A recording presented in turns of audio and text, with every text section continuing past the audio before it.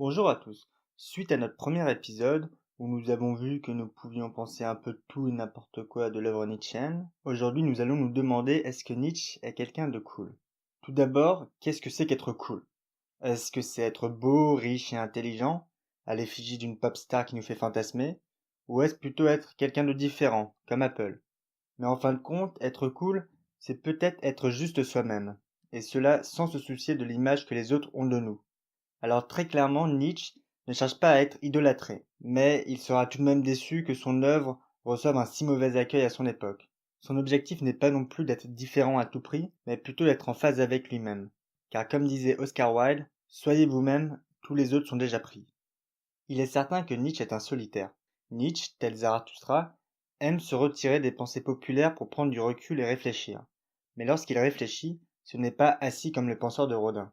Dans le livre Le crépuscule des idoles, il écrit savoir danser avec les pieds, avec les idées, avec les mots. Faut-il que je dise qu'il est aussi nécessaire de le savoir avec la plume? C'est-à-dire que son esprit est trop léger et trop souple pour ne pas s'enraciner dans les croyances humaines, trop humaines. Ok, alors comment interpréter tout cela? On pourrait penser qu'un esprit léger est un esprit capable de comprendre plusieurs interprétations. Ainsi, il danse en passant d'une interprétation à l'autre sans pour autant perdre pied. C'est-à-dire un esprit qui ne retourne pas sa veste, mais qui est trop souple pour se limiter à obéir à une seule croyance, car elle l'empêcherait d'évoluer. Tout cela semble très intéressant, mais Nietzsche semble bien élitiste. Dans le chapitre Pourquoi j'écris de si bons livres de son autobiographie Excès Homo, il dit avec un dithyrambe tel que le dernier du troisième livre de Zarathustra, intitulé Les Sept Sceaux, je me suis élevé à 1000 lieues au-dessus de ce qu'alors on appelait poésie. Certes, si le génie n'était pas au rendez-vous, on croirait qu'il est mégalomane. Mais non, absolument pas. Nietzsche est quelqu'un d'authentique. Nietzsche écrit pour une élite, il reste authentique et n'utilise pas un jargon d'initié pour impressionner ou n'être compris que d'une élite. Dans l'aphorisme 173 de son livre Le Gai Savoir, il écrit être profond et paraître profond.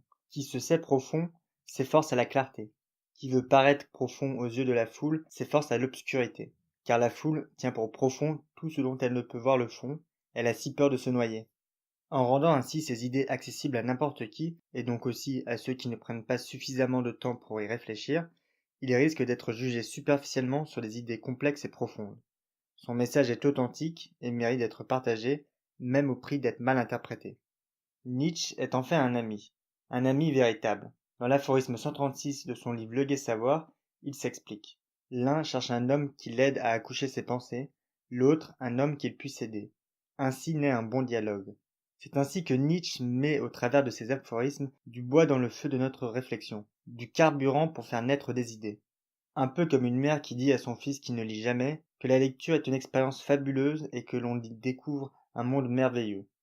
Puis lui dira, lorsqu'il passera tout son temps à lire, que ce n'est pas dans les livres que l'on découvre le monde, mais dans l'action. Un peu comme l'amour d'une mère qui vous aime et qui vous dira tout et son contraire, Nietzsche affirmera dans le crépuscule des idoles, je facilite ainsi la compréhension, je provoque ainsi la contradiction. On retrouve bien ici l'idée que la vérité ne peut être servie toute chaude sur un plateau, mais mérite plus de réflexion et d'apprendre à être nuancée. Alors je ne suis pas sûr que le terme exact pour qualifier Nietzsche soit de cool, car il serait difficile de le qualifier tout simplement avec un seul mot. Quoi qu'il en soit, si vous avez aimé cette vidéo, je vous invite à nous revoir très vite pour nous laisser porter par l'amitié que Nietzsche nous offre. D'ici là, n'hésitez pas à liker la vidéo et à la partager. Si vous en voulez plus, vous pouvez aussi vous abonner à la page Facebook ou au compte Twitter de l'Animal Masqué. J'y partage du contenu plus ou moins sérieux sur la philosophie. Merci à vous et à très bientôt.